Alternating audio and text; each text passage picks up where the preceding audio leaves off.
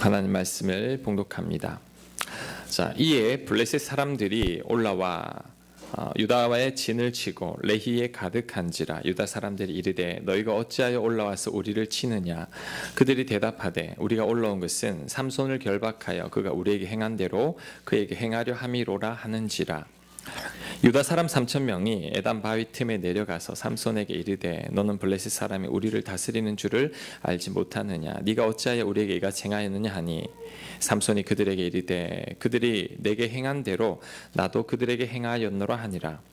그들이 삼손에게 이르되 우리가 너를 결박하여 블레셋 사람의 손에 넘겨주려고 내려왔노라 하니 삼손이 그들에게 이르되 너희가 나를 치지 아니하겠다고 내게 맹세하라 하매 그들이 삼손에게 말하여 이르되 아니라 우리가 다만 너를 단단히 결박하여 그들의 손에 넘겨줄 뿐이요 우리가 결단코 너를 죽이지 아니하리라 하고 세 밧줄 둘로 결박하고 바위 틈에서 그를 끌어내니라. 아멘. 지난주에 이제 자신의 아내와 장인을 이제 블레셋 사람들이 불질렀죠. 그것 때문에 화가 나서 삼손이 블레셋 사람들을 많이 죽였습니다. 그 후 블레셋 사람들이 이제 삼손에게 보복하려고 쳐들어온 거죠.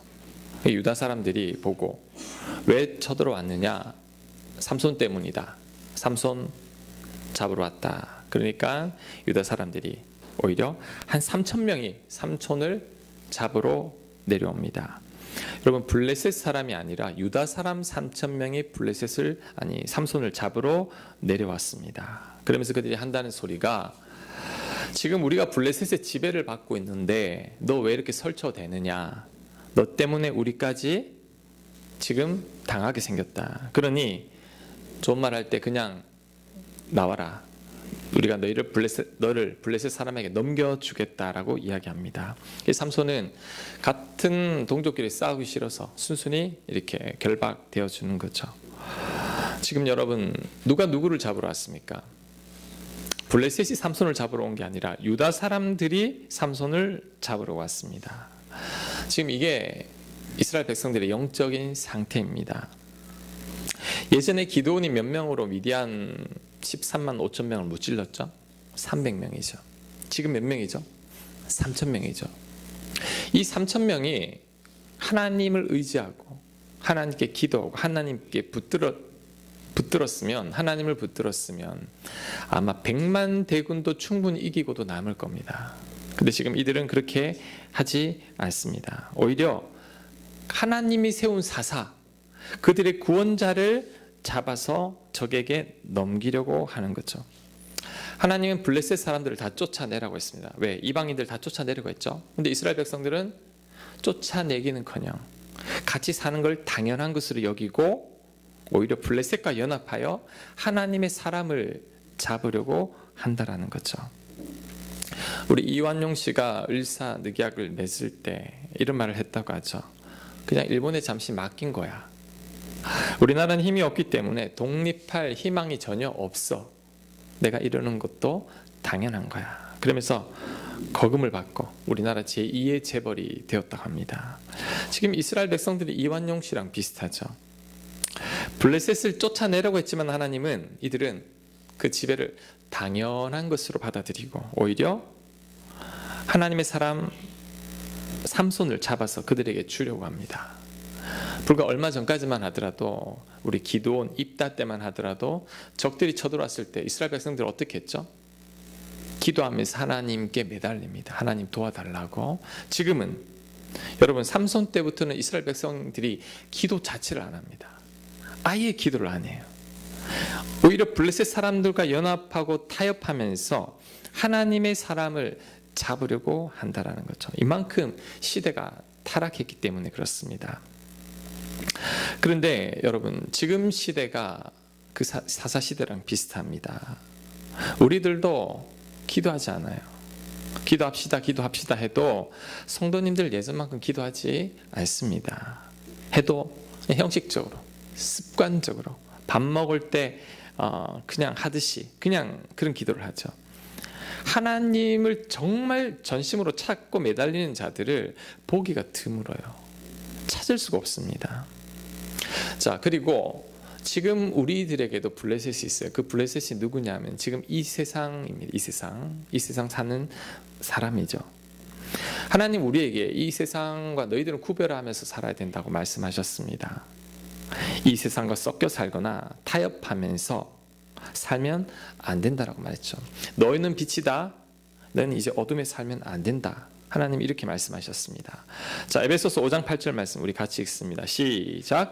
너희가 전에는 어둠이더니 이제는 주 안에서 빛이라. 빛의 자녀들처럼 행하라. 우리는 빛의 자녀들처럼 행해야 합니다. 그런데 우리는 어둠과 같이 다니죠. 어둠인 블레셋과 함께 살면서도 불편한 줄 모르고 오히려 그것을 당연하게 생각하는 거죠. 삼손이 오늘 몰락하게 됩니다. 이제 후반부에 보면 이제 그가 이제 두 눈까지 다 빼앗기게 되는데 왜 몰락하게 되느냐? 이유는 단 한 가지입니다. 그는 구별되어 살지 않았습니다. 하나님의 사람이면 거룩하게 살아야 하는데 그는 거룩하게 살지도 않았습니다. 오히려 매일 술만 먹고 이 여자에 빠져서 정말 세상 사람들보다 더 방탕하게 살았던 거죠. 그러니 몰락할 수밖에 없었던 거죠. 자, 데살로니가전서 4장 3절 이렇게 말합니다. 하나님의 뜻은 이것이니, 여러분 하나님 뜻이 이겁니다. 뭐냐?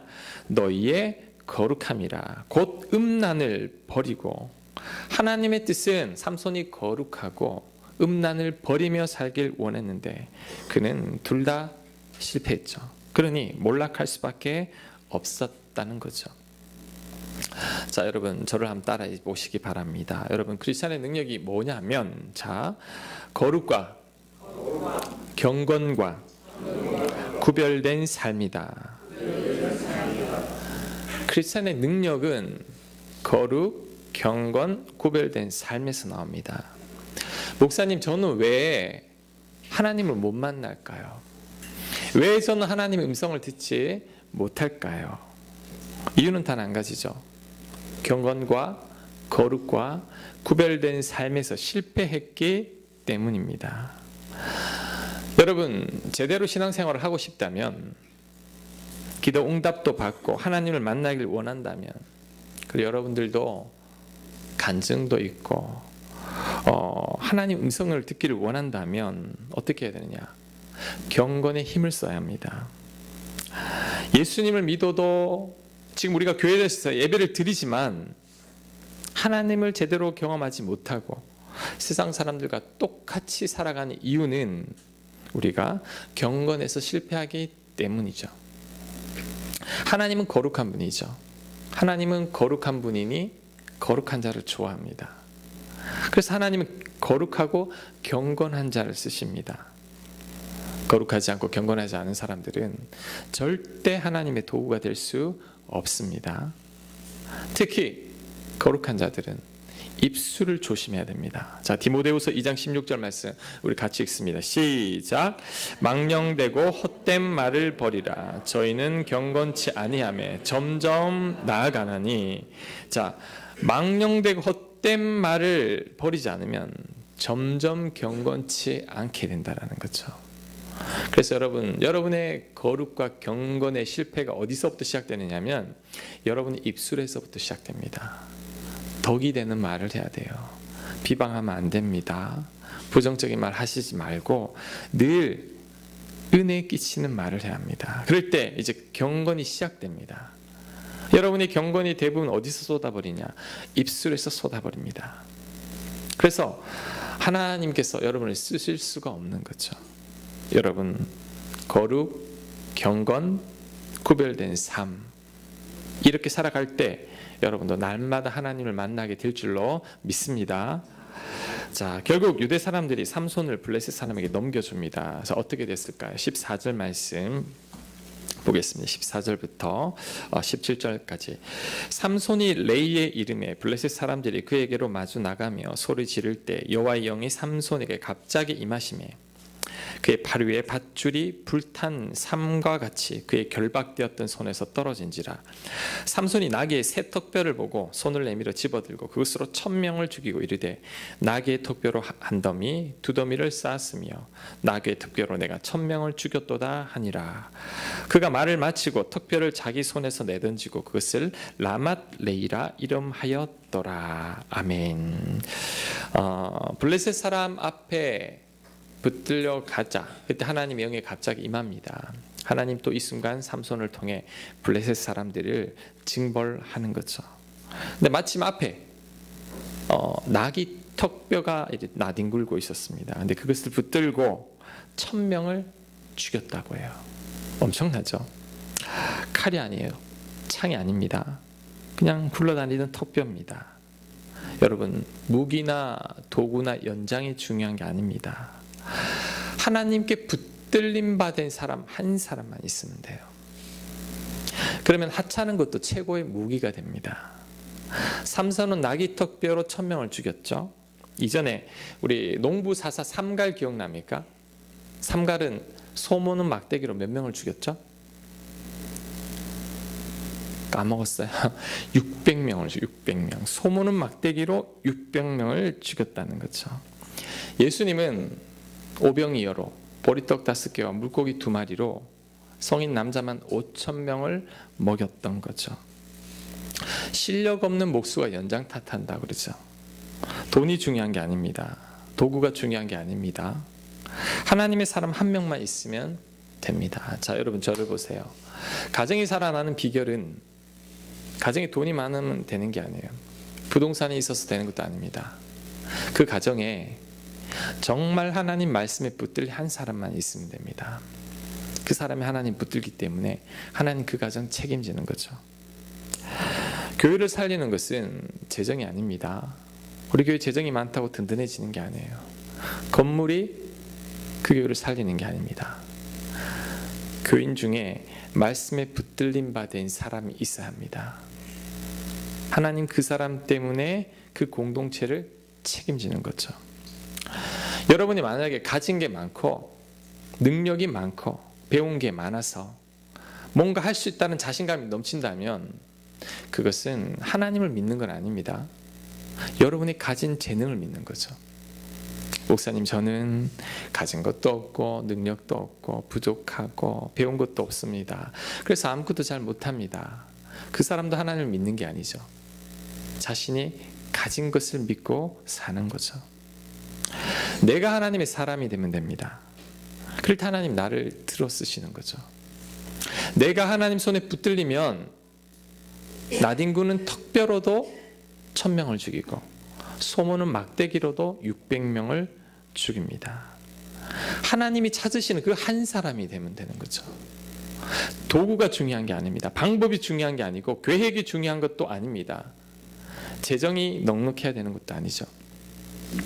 우리가 하나님 손에 붙들리면 하나님은 지나가는 돌들로도 하나님의 일을 해내시는 분입니다. 그래서 우리는 하나님이 찾는, 우리 찬양 중에 이런 게 있죠. 그가 찾는 이 없어 주님께서 슬퍼하시네. 하나님이 찾으시는 그 사람이 되면 되죠. 그가 바로 경건한 사람입니다. 그럴 때 우리를 통해 하나님께서 역사하시는 거죠. 자, 그런데 삼손이 이 1000명을 죽인 후에 문제가 생겼습니다. 목말라 죽을 지경이죠. 자, 18절에서 20절 말씀 제가 또 읽습니다. 18절. 삼손이 심히 목이 말라 여호와께 부르짖어 이르되 주께서 종의 손을 통하여 이 큰 구원을 베푸셨사오나 내가 이제 목말라 죽어서 할례 받지 못한 자들 블레셋 사람들이죠. 이 손에 떨어지겠나이다 하니 하나님이 레이에서 한 우묵한 곳을 터뜨리시니 거기서 물이 솟아나오는지라. 삼손이 그것을 마시고 정신이 회복되어 소생하니 그러므로 그 샘 이름을 에낙고레라 불렀으며 그 샘이 오늘까지 레이에 있더라. 블레셋 사람의 때에 삼손이 이스라엘 사사로 20년 동안 지냈더라. 아멘. 자, 여러분 저를 한번 보세요. 1000명을 죽였다는데 삼손이 한 명 죽일 때 시간이 얼마나 걸렸을 것 같아요? 제가 10초 정도 잡았습니다. 10초. 한 방에 안 죽을 수도 있으니까 10초 곱하기 1000을 하니까 만초예요. 만초는 시간을 따지면 거의 3시간 정도 됩니다. 3시간 동안 죽을 힘을 다해 광야에서 싸운 거죠. 그랬더니 정말 갈증에 목이 말라 죽을 지경인 거죠. 그때 삼손이 하나님께 부르짖습니다. 성경의 삼손의 첫 번째 기도입니다. 너무 강해서 기도할 줄 몰라요. 삼손은 처음 하나님께 부르짖어 기도하는데 하나님은 그 기도를 들으시는 거죠. 그래서 우묵한 곳에서 물이 터져 나오는데 그곳 이름을 에낙고레라 이름 짓는데 그 뜻이 뭐냐면 부르짖는 자의 샘. 부르짖을 때 하나님께 샘을 허락하신다라는 뜻입니다. 여러분, 우리도 부르짖어야 합니다. 아무리 하나님의 영에 감동된 사람이라 할지라도 부르짖지 않으면 소용이 없습니다. 천하의 삼손도 부르짖지 않으면 목말라 죽었을 거죠. 하나님이 공급해 주시는 거죠. 여러분이 아무리 은혜가 충만하다고 해도 육체적 한계가 있고 인격적 한계가 있고 성품이 한계가 있습니다. 그 한계를 어떻게 극복해내느냐? 기도밖에 없습니다. 제가 목사잖아요. 여러분들은 목사니까 뭔가 특별하리라고 생각을 합니다.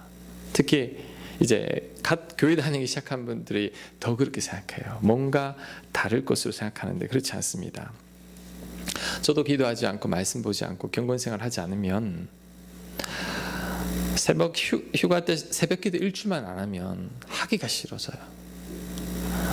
여러분과 다를 바가 전혀 없다라는 거죠. 엘리야 대단하죠. 근데 성경은 엘리야는 우리와 똑같은 성품을 가졌다 그래요. 우리와 같은 성정이로되 기도해야 합니다. 말씀 봐야 합니다. 경건생활 해야 합니다. 부르짖어야 합니다. 그렇지 않으면 우리의 이 영성생활을 유지할 수가 없습니다. 기도는 주유소에 가서 기름을 넣는 것과 같아요. 여러분, 차는 기름을 넣어야지만 가죠. 마찬가지입니다. 우리는 믿음 생활 제대로 하려면 기도해야 합니다. 기도의 기름을 부어야 합니다. 하나님의 영에 붙들린 삼손도 부르짖지 않으면 소용이 없다라는 거죠. 여러분, 목사인데 제가 10여 년 전에 안수를 받았는데 안수 받기 전날과 안수 받는 날 갑자기 목사의 영성과 인격이 생겨나요? 그렇지 않습니다. 그 전날이나 똑같아요. 변하지 않는다라는 거죠. 하지만 기도와 말씀과 경건생활에 집중할 때 내 영성을 유지할 수 있고 내 신앙을 유지할 수 있게 되는 거죠. 그런데 삼손은 오늘 이 하루만 딱 부르짖고, 삼손은 원래 기도하지 않습니다. 왜냐하면 기도 없어도 살만하거든요. 힘이 세니까. 평생 삼손은 딱 2번 기도해요.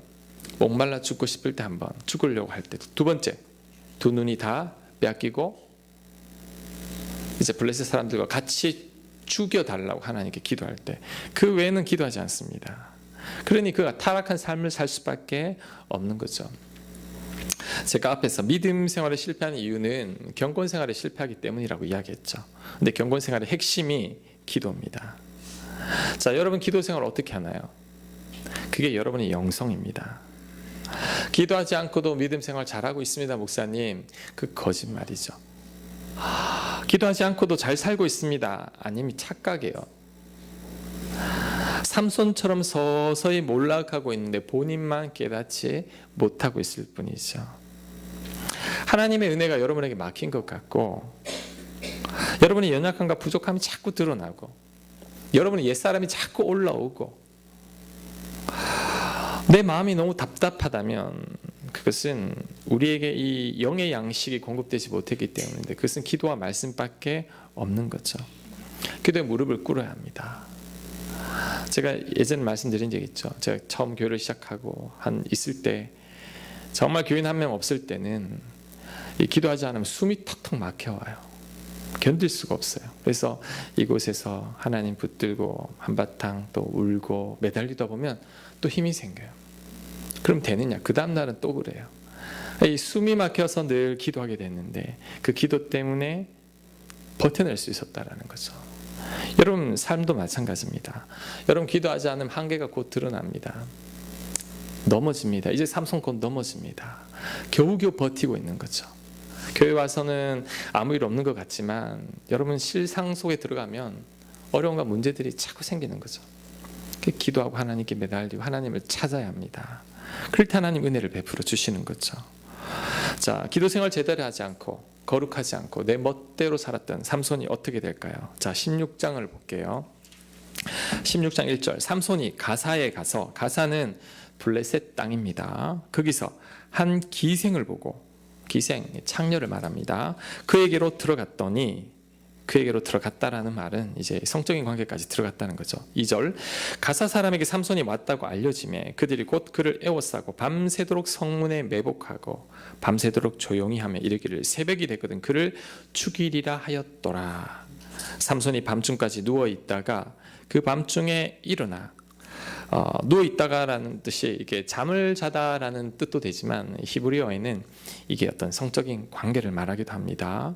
그러니까 밤중에 일어나 성문짝들과 두 문설주와 문빗장을 빼어가지고 그것을 모두 어깨에 메고 헤브론 앞산 꼭대기로 가니라. 자, 여러분 지금 삼손이 저를 보세요. 자, 저를 보시고 삼손이 지금 큰일이에요. 이 하나님의 사람이 거룩한 목회자가 이제 원정 기생집에 가는, 원정, 이 블레셋 가사가 아주 유명한 기생집이 있었던 것 같아요. 그곳까지 가는 거죠. 적진 한가운데 적들을 자신이 노리는데도 괜찮아, 나는 힘이 세, 그들을 이길 수 있어. 그 마음으로 가서 밤새도록 그곳에서 놀다가 난잡한 생활을 하다가 이제 밤중에 벌떡 일어나가지고 나오는데 성전 문짝, 그럼 성전 문이 얼마나 큽니까? 성문, 그다음에 문설주, 그 성문을 받치고 있는 기둥이죠. 그다음 문빗장을 빼가지고 어깨에 메고 헤브론산 꼭대기에 갖다 놓는데, 가사에서 헤브론산까지 거리가 얼마인지 아세요, 여러분? 지도를 찾아보면 64km예요. 64km. 그 성문짝 무게가 얼마나 될까요? 한 1톤 넘을 것 같아요. 왜 이랬을까요? 이제 자기 힘을 과시하는 거죠. 블레셋 너희들 아무리 날 노려도 너희들 안 돼. 그러니까 이 성경에 나오는 인물, 모든 인물 중에 삼손만큼 힘센 사람이 없는데 제가 보기엔 거의 슈퍼맨 정도인 것 같아요. 그 먼 거리를 산 꼭대기 탁 올려놓고 이제 블레셋 사람들이 꼼짝 못하게 하는 거죠. 그렇게 무모한 짓을 하고 있습니다. 그런데 이런 삼손의 삶은 나실인의 삶은 아닙니다. 오히려 일반인들보다 더 못하죠. 굉장히 방탕하죠. 왜 그럴까요? 거룩에 실패했기 때문이죠. 경건에 실패했습니다. 기도하지 않습니다. 그런데다가 너무 강해요.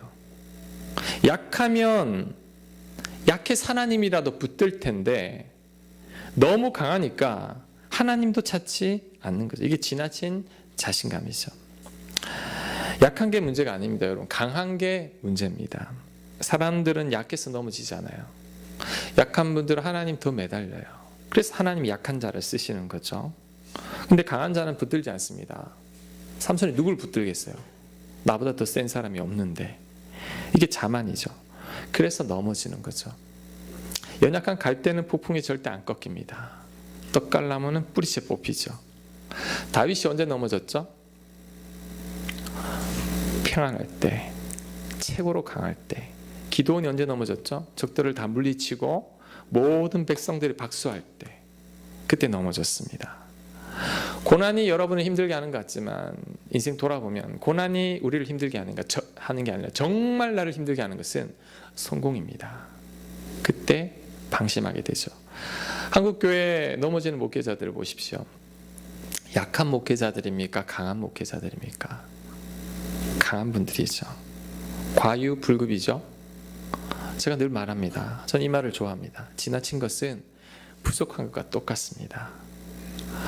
너무 강한 삼손이 결국 넘어집니다. 그것도 자기네 약점 때문에. 그게 바로 여자죠. 매번 여자 때문에 문제가 생겼습니다.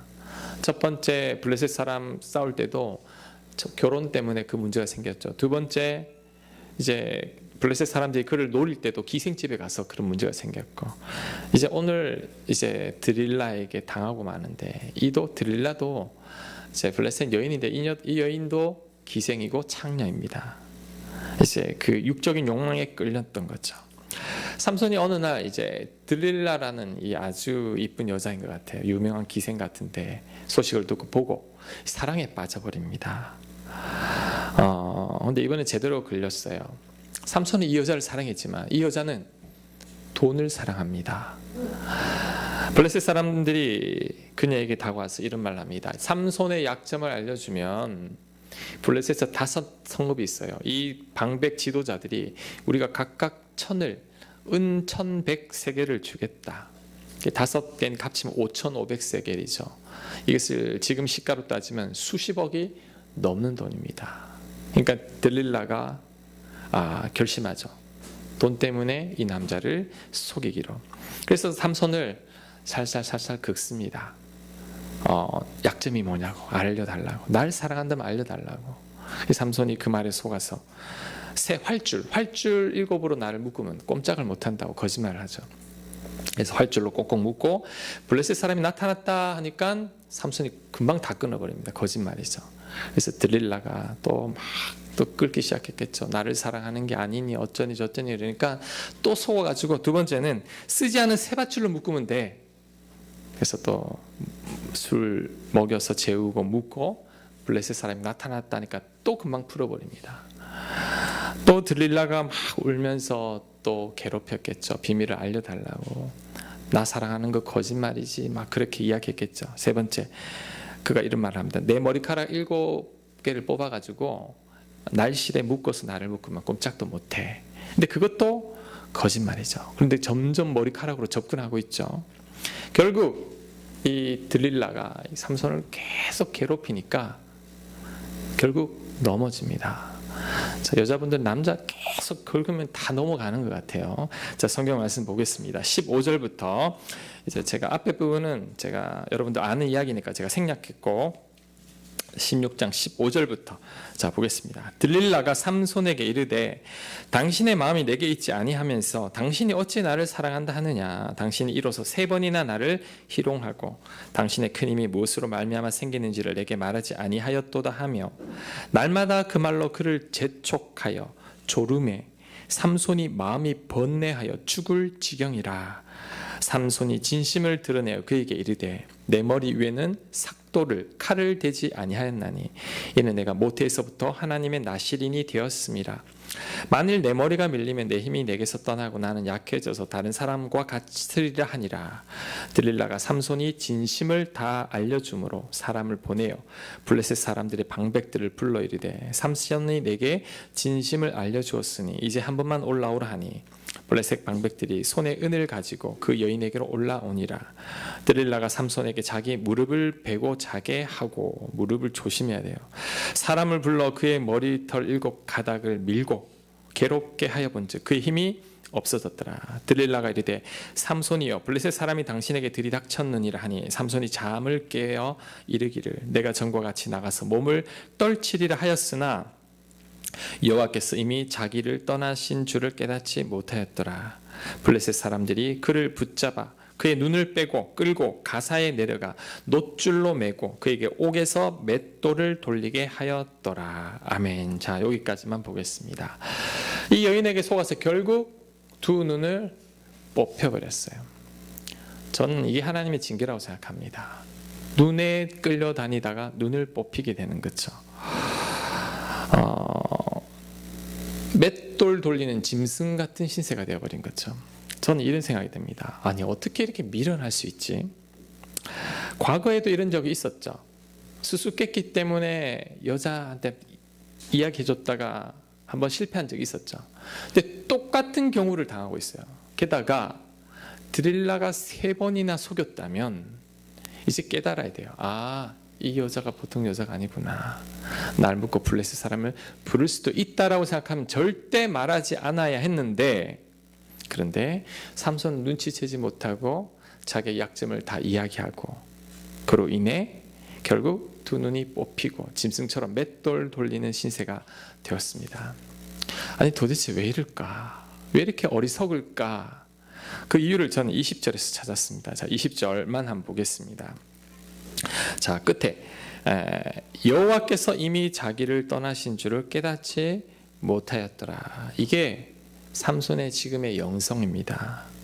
하나님의 영이 떠났는데도 떠난 줄 모를 만큼 그는 영적으로 무뎌진 사람이 된 거죠. 자, 여러분 저를 한번 보세요. 여러분 지혜가 뭐냐? 지혜가 뭐냐면 바른 판단력과 분별력입니다. 이 지혜의 근본이 하나님으로부터 나오는데 하나님이 지혜를 거두면 우리는 제대로 분별할 수 없습니다. 그러면 한순간에 망합니다. 주변에 한 번의 잘못된 판단과 분별로 인해 여러분 망하신 분들 보죠. 자주 보죠. 정치 지도자들도 그래요. 목회자들도 그렇습니다. 여러분들 중에서도 과거에 한 번의 그 잘못된 선택과 판단으로 인해 지금까지 고통을 받고 있는 분들이 있을 겁니다.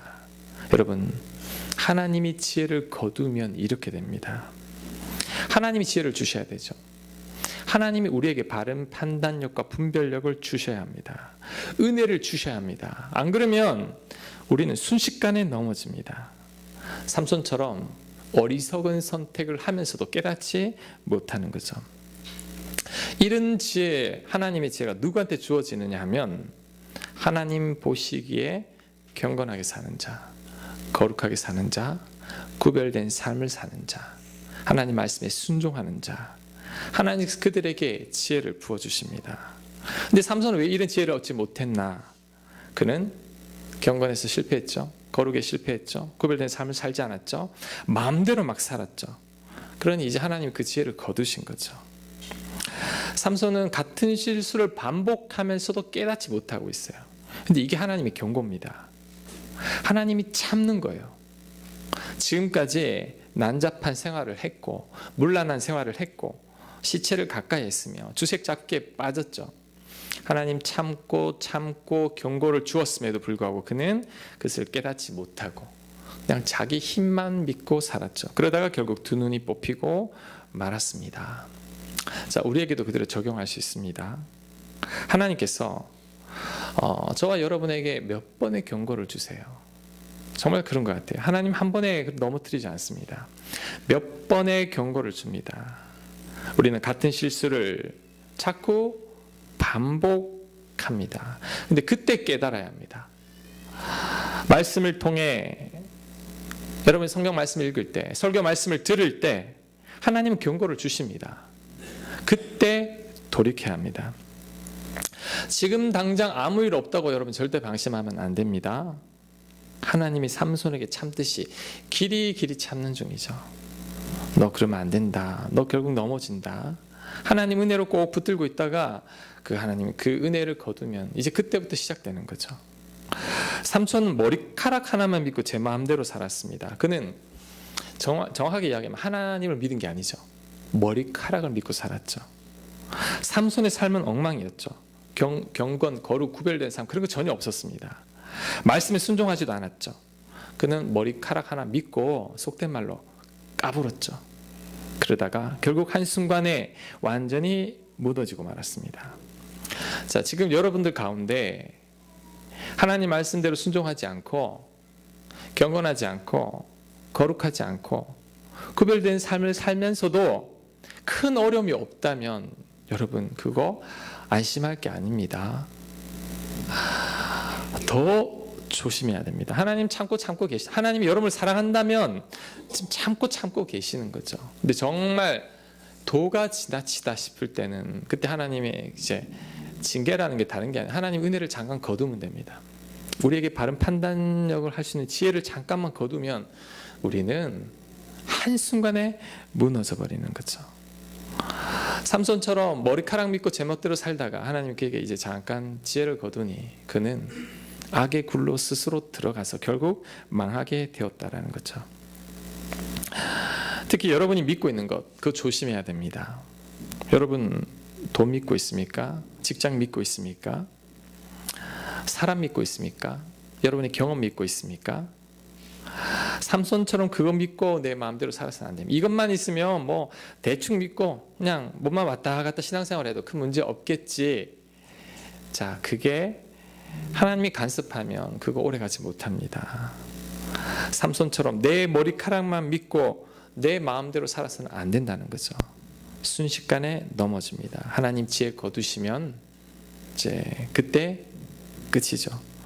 우리는 머리카락을 믿고 사는 게 아니라 하나님을 믿고 사는 거죠. 하나님 믿는다는 게 뭐냐? 하나님 기뻐하는 삶을 사는 거죠. 그게 뭐냐? 경건이죠. 거룩이죠. 구별된 삶이죠. 하나님 뜻대로 사는 거죠. 죄를 멀리하고 늘 말씀에 순종하며 살아가는 겁니다. 자, 그럴 때 하나님의 지혜가 머뭅니다. 하나님 은혜가 머물죠. 승리하는 믿음 생활을 하게 되는 거죠. 근데 삼손은 다 거부하고 자기 힘만 믿고 하나님 없는 듯이 살다가 결국 죄꾀에 넘어지게 된 겁니다. 여러분, 삼손의 몰락을 통해서 우리가 하나님께서 어떤 삶을 기뻐하는지를 깨달아야 합니다. 거듭 말하지만 여러분, 경건한 삶, 거룩한 삶, 구별된 삶을 살아야 합니다.